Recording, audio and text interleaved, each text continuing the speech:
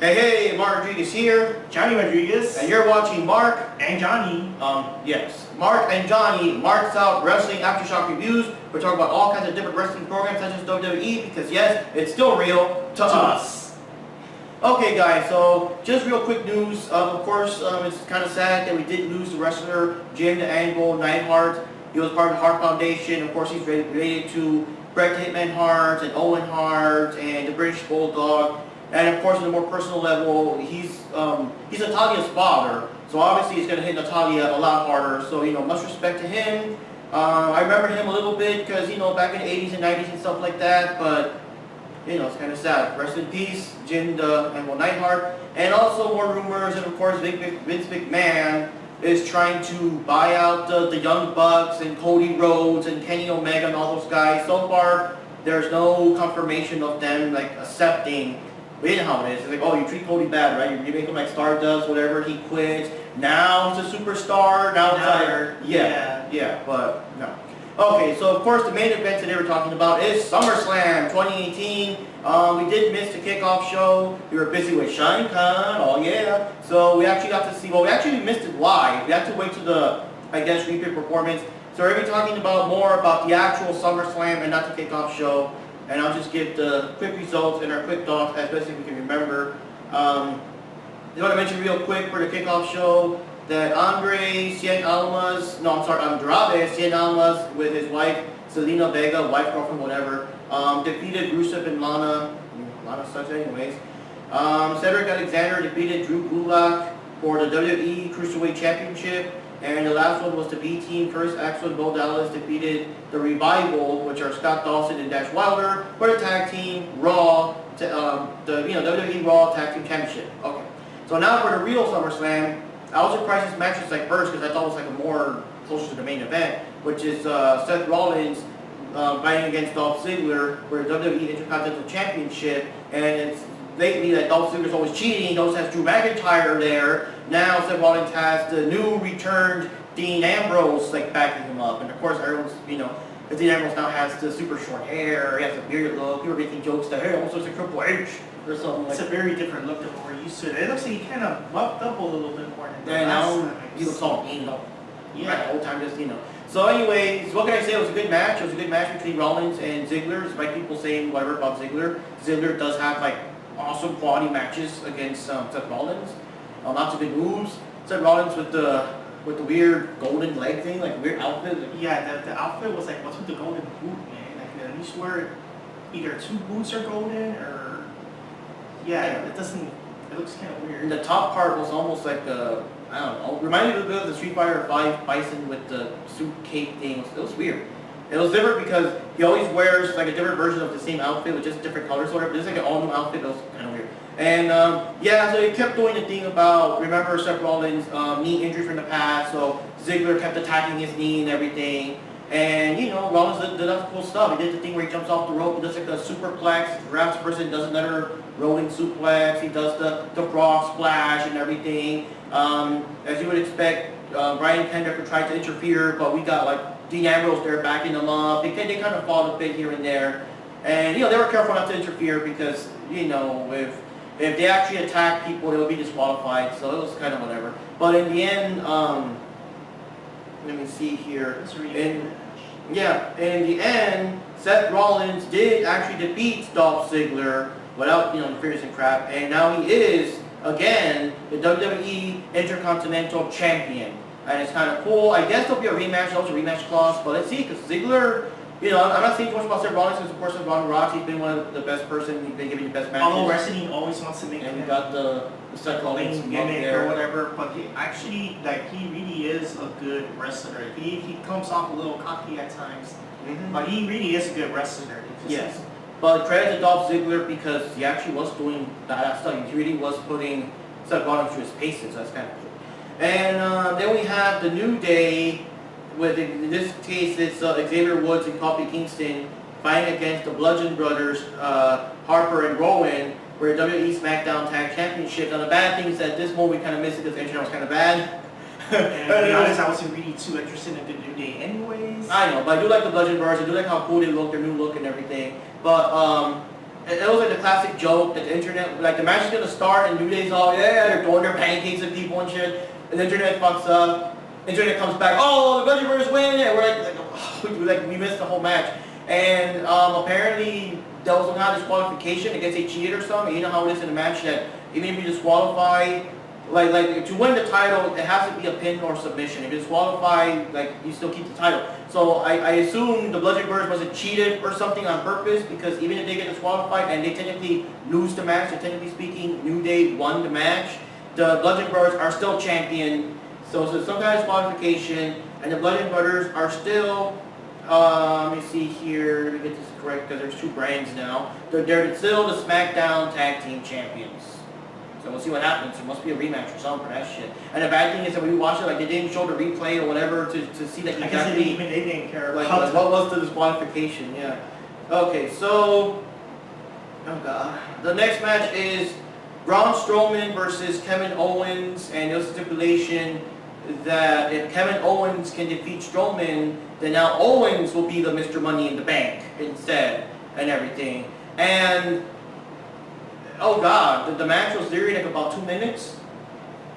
It was a short match. Yeah, Strowman beat the living crap out of Owens like just like a piece of crap, and that's it, and walked out, and that was it. And like I know that Owens like really can't do much against Strowman, but the thing is, if he wants that kind of match, if he's making that kind of thing about that, if I win on the New Money in the Bank match, you know, the person New Money in the Bank guy, it's like I would assume he would have a decent match that lasts longer than 2 minutes. Well, also I would assume that Kevin Owens would have some kind of plan, some kind of like dirty tactic. He must have some kind of a plan or something to do it if he wants to do that. The pre-show fight, to be honest, it's gonna be that short. I know, and yeah, that's it. Only 2 minutes, and Strowman is still the Money in the Bank. That was a squash match that was unexpected.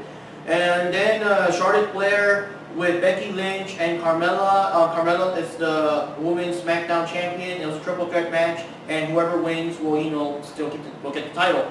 And you know, it was a good match. They still fought it out. It was a lot of stuff because Charlotte and Becky are supposed to be friends.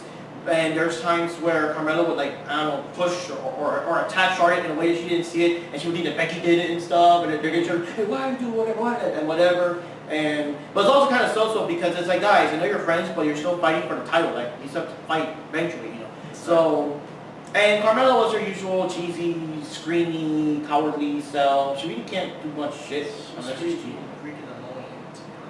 Yeah. And let me see what else I can say. So in the end, as annoying as possible, as something that I really fucking hate, which is really should not been a triple threat match in the first place, should have just been Becky versus Carmella. Again, Charlotte won the match, and I've said 1,000 times before on the channel that I hated that just because there's a Charlotte or Alexa Bliss or whatever, or Roman Reigns or whatever in the match, you can already tell that they're going to win.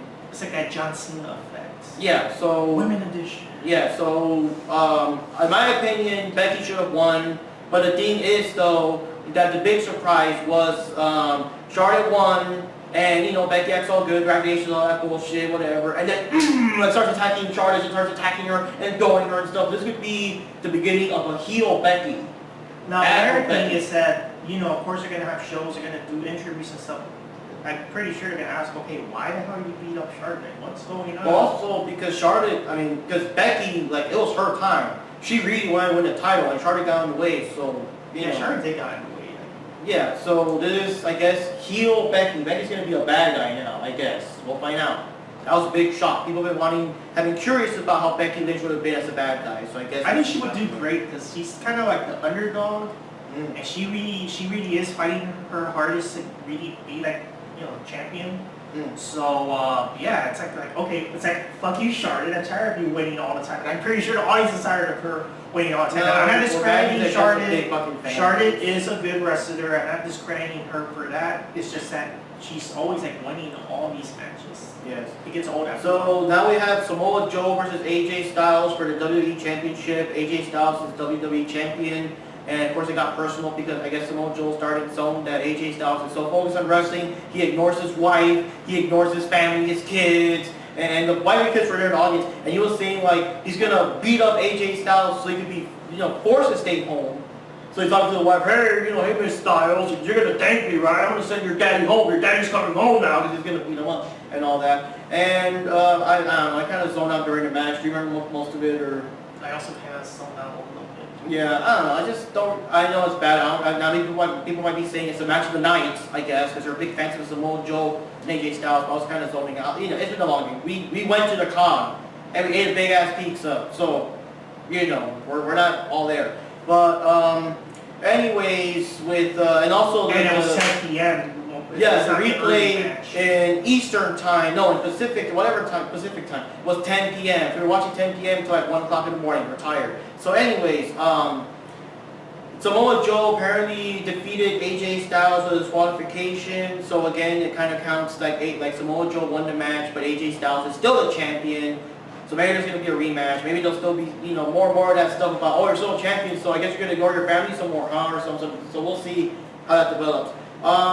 The Miz was fighting against Daniel Bryan. It's a match people have been waiting for the longest time because The Miz has been getting into Daniel Bryan's face ever since he was kind of like retired. And knows that way, he's retired, he can't wrestle no more. So Miz keeps insulting him, you suck, you whatever, and he can't do nothing about it because he can't wrestle. And of course The Miz has been like ripping off the yes thing and ripping off all the moves. But now Daniel Bryan can wrestle again, oh damn, So what can I say? A lot of back and forth. The Miz was still trying to copy the kicks and stuff, and Daniel Bryan did the kicks right back. The Miz was still doing the whole like insulting him and everything, but they were still fighting. It's a pretty close match there, but of course as usual, this is surprising for me. I really thought Daniel Bryan was going to win. I really thought it was going to be like Daniel Bryan's going to finally shut him up and everything. And people were in the audience were saying, punch the Miz, punch the Miz, punch it. Without punching going on. And I thought that punching was supposed to be illegal in WWE, but whatever. And anyways, in the end, in a very suspicious manner, that you can't even see what it is, I think it was like brass knuckles or something, but in a very suspicious manner, The Miz was like injured and fell too close to like an audience because Maurice is an audience, and Maurice gave him something like in his hand that he can't really see too good, and The Miz got back into the ring and socked Daniel Bryan out, and then really quickly went back and gave it back, whatever it was, and Daniel Bryan's like knocked out, and of course 1, 2, 3, and he went. I was like, wow, like The Miz won. Like The Miz won. I really thought Daniel Bryan was going to win, like the big moment, the big match we're waiting for. So I think, I guess there'll be a rematch or something. And the weirdest thing is that I guess they'll talk more about episodes of Raw or SmackDown or something. But like you can't really see what the hell it was. You could really not see what it was. I think. Oh yeah, I remember that scene. Yeah, but I think it was like brass knuckles or something. It's something like that. Yeah, but it was really covered. Like you could barely see it and everything. Like all you can see. It was so hidden. Like she was like very. He's very covered up, and he grabs it, gets it, and then goes back to her, gives her the I guess the breast knuckle. I don't know. Another thing, usually on the TV, like we the viewers can see what it is, but the people, the referee can't, whatever. But now, like it was really so hidden that even we couldn't see what it was. Like, I don't know, we're probably too much. Like The Miz, what was that thing that Maurice gave you? Like, I don't know. Miz would be, oh, didn't do nothing. All she gave you was support or something. People probably cheating, So I guess there'll be a rematch later. I don't know, maybe for Survivor Series or something? I don't know. Anyways, then we had another squash match, which is kind of surprising. It was Baron Corbin fighting against Finn Balor, Baylor, whatever. Some people sometimes say Balor, Baylor, I don't know. But the big surprise that was not expected was that Finn Balor came as the Demon. People have been like, that's the first time I've seen him like that. Yeah, people have been kind of disappointed because he's only done it like once or twice when he came to WWE, and people kept saying, what's going on? And of course, Finn Balor's been doing a very like goody, like always smiling. He's actually standing up for the LGBT community. He has a very positive, respect for everything. So he's been kind of doing that angle, and even starting like I guess rainbow versions of his logo and stuff like that. So we haven't seen the Demon in a long time.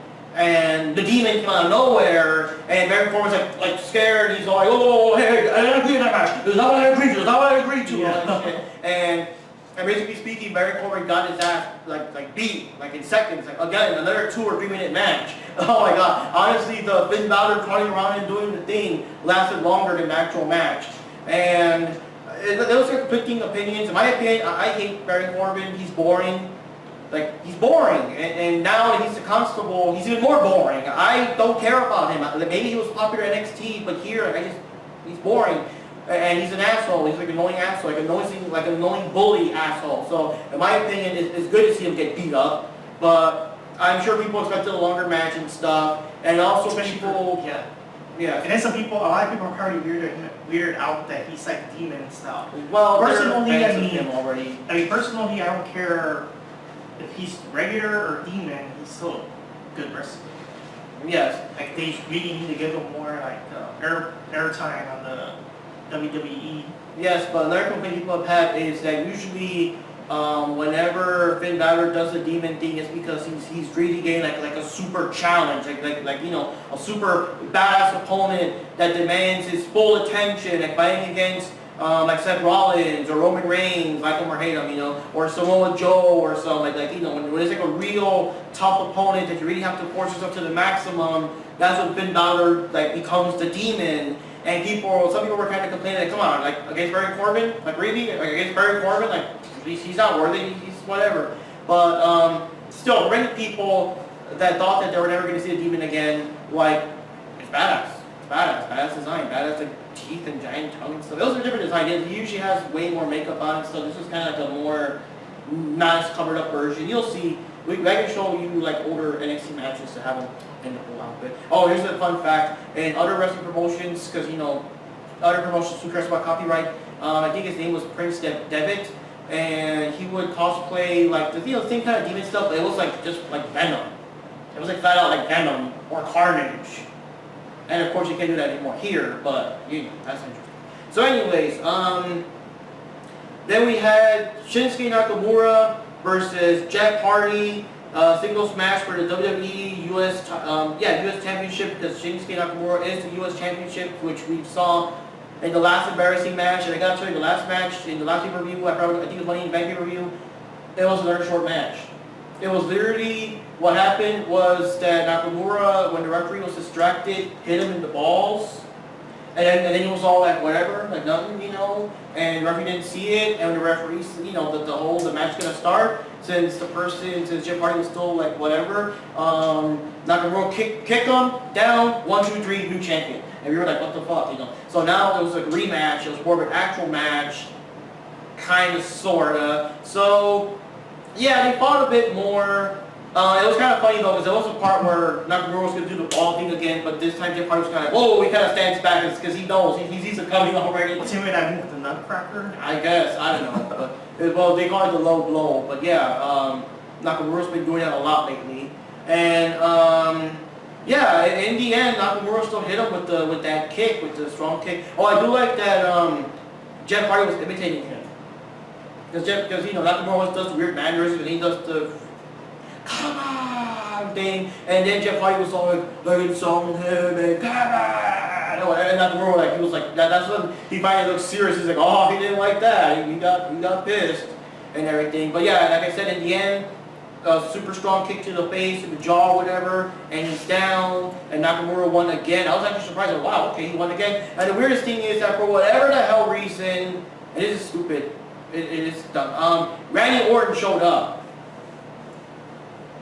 He didn't do none. The music played, he showed up, like I don't know if he's gonna, like I don't understand the angle, that you guys can kind of tell me what's going on. I don't know if Randy Orton either has a problem with Jeff Hardy or a problem with Nakamura, because like I don't know. He just showed up, you know, whatever, kind of acts like, I guess he's gonna do something, then he just turns around and leaves. And I was like, okay, what was the point of that, you know? I'm 100% sure, maybe he had a feud with Jeff Hardy before Nakamura got involved, but that was just confusing. He just showed up, left, it's like, what's the point of that, you know? That was weird. But yeah, Nakamura was still the US champion. And then we had another squash match. This is actually the night of squash matches, but this is a satisfying squash match, though. It was, of course, Ronda Rousey versus Alexa Bliss for the, what title is she? For the Raw Women's Championship. And I'm sorry, I know a lot of people are big fans of Alexa Bliss, mostly because she's hot and whatever, you know, they wish they could like be with her, whatever, but honestly speaking, come on. She's a bad guy, she's a cheater, she's a coward. Every time when there's like Mickey James or someone helping her out, she acts all whatever, you know, but when it's like tougher, like real opponents, then she acts whatever, you know, scared and shit. So plus you can't compare like to Rousey, come on now. Yeah. She's like a big I don't know, heavyweight in the women's department for the Yeah, that's when the for fight. wrestling. So it's like, yeah, you don't mess with Rousey. Yeah, that's when the fight Fatal Fury is not enough. So basically, yeah, Rousey was serious. She was like She's like, oh, I got that time for you. Yeah, so she just yeah, she just beat the crap out of Yeah. Alexa Bliss. I do like the part, good acting and good camera work when Alexa Bliss did try to hit Rousey once or twice, and Rousey was just like nothing, and he zoomed in Alexa face Bliss all, like all shit and everything, and yeah, so Rousey beat the living crap out of Alexa Bliss and did the arm breaker and stuff, and it looked extremely painful because, as you know, Alexa Bliss is like double jointed, but in this, I guess in wrestling she's not, so they really did make it look like the arm was really bad, and Alexa was really selling that well. It was really like whatever, So, yeah, Rousey won, bitches. Rousey is the new, did I say SmackDown because I keep forgetting? The new Raw Women's Champion. And like I said, I like the match. Alexa Bliss is a real bitch. She cheats and all that shit. So, I mean, it's always fun to see her get what's coming to her. Just like when Nia Jax beat her up in the same way. Like, it's good to see her getting what's coming to her without cheating or nothing. There was no, like, Mickie James or Alicia Fox to interfere this time. It was just one-on-one. And honestly speaking, like, what I'm saying is, there's nothing Alexa Bliss can do against Ronda Rousey in a one-on-one fair fight without weapons or cheating or Mickie James. So, honestly speaking, I'm satisfied. Yeah. Like, despite what everyone says, and the big Alexa Bliss fan base, everyone's like, woo, woo, woo, woo, whatever, but there is nothing she can do against Ronda Rousey in a fair one-on-one match. This match went the only way it could have gone, so, yeah. So anyways, now for the main event, which was, Brock, let me say it correctly, Brock Lesnar versus Roman Reigns for the WWE Universal Championship title. But like before the match even started, Braun Strowman showed up with Money in the Bank thing, and he was saying like, I know how people are always cowards, they always cheat, they always come in when the person's down. I'm not gonna cheat. I'm right here, face to face. Whoever wins this match, I'm gonna challenge them. And it's kind of like, oh man. And what can I say? The match was very, very weird. Like Roman Reigns really went hard at Brock Lesnar. Really beat the crap out of Brock Lesnar.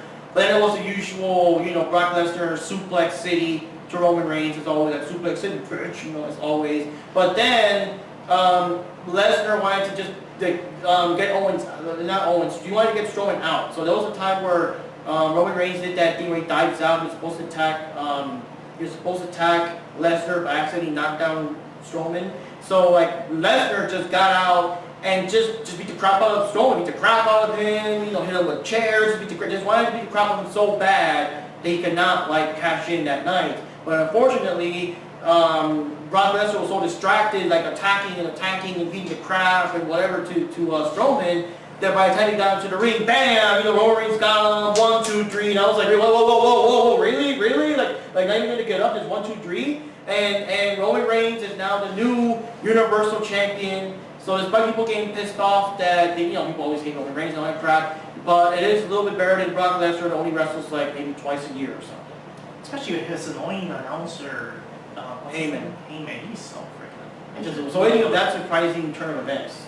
That was pretty good. It was pretty surprising. And I'm also with my brother. I agree that Roman Reigns really is a good wrestler. You just always want to make people like him or whatever. But I think he's way better than Lesnar. Yeah, we're so the Roman Reigns fans because I don't know. People do hate him because I guess they force him. It's kind of like John Cena. He's always like the main event. But I mean, it has to be Roman Reigns to beat Brock Lesnar. No one else can beat Brock Lesnar. I don't even think Bobby Lashley can beat him. And that was the thing. People were kind of saying it's a waste of time because they were having Roman Reigns fighting against Bobby Lashley a lot. That it looks like Bobby Lashley could have been the person against, or maybe a triple threat match between Lashley, Reigns, and Lesnar. It never happened.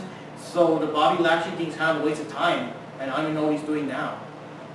Alright guys, so the battery died, and the way to connect the camera, we don't have an extension cord on, so this, we're going to wrap up the review.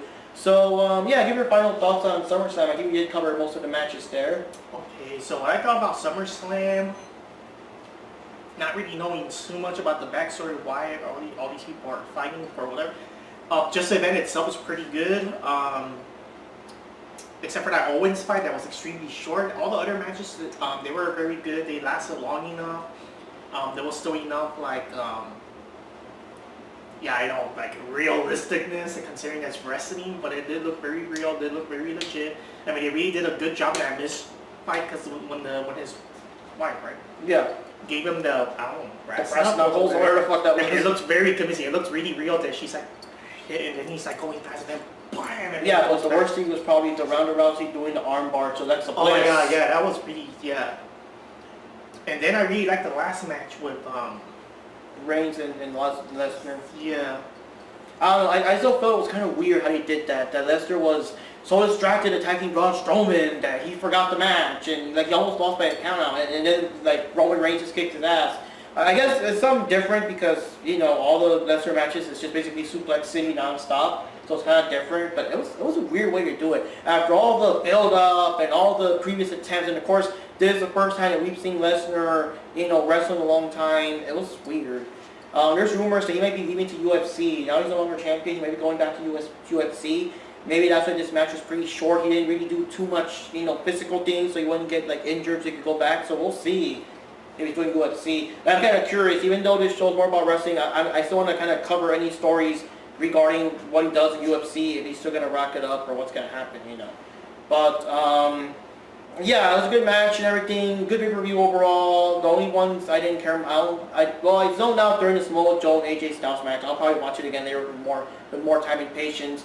And also, the Baron Corbin match, it was, like I said, it was cool to see him get beat down by the Demon, but I just don't care about Baron Corbin. But for me, the most, Owens versus Strowman was just weird, because again, if Owens is going to do that kind of a match, he should have some kind of plan and not just get his ass beat. That was weird. So that was 2-minute matches here. It was weird. But the most satisfying is just seeing Ronda Rousey beat the crap out of Alexa Bliss. And even though I'm pissed off, always pissed off if Charlotte wins, it was kind of satisfying to see Becky attack her. I just hope that it means that later on in SmackDown or whatever, a match with Becky versus Charlotte. But that Becky wins. That Becky wins and becomes the fucking champion already. She needs to win already.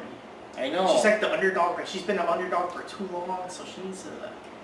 Yeah, I think the last time she was the champion for a bit, she got sick or something, so she still missed a couple of days or whatever. And she also titled pretty quickly or whatever, so she really hasn't had a good title reign. So this time, if she's gonna be a bad guy, beat the crap out of Charlotte, win the match, be a champion, and actually stay champion for a good, stay a bad guy for a long time. Yeah.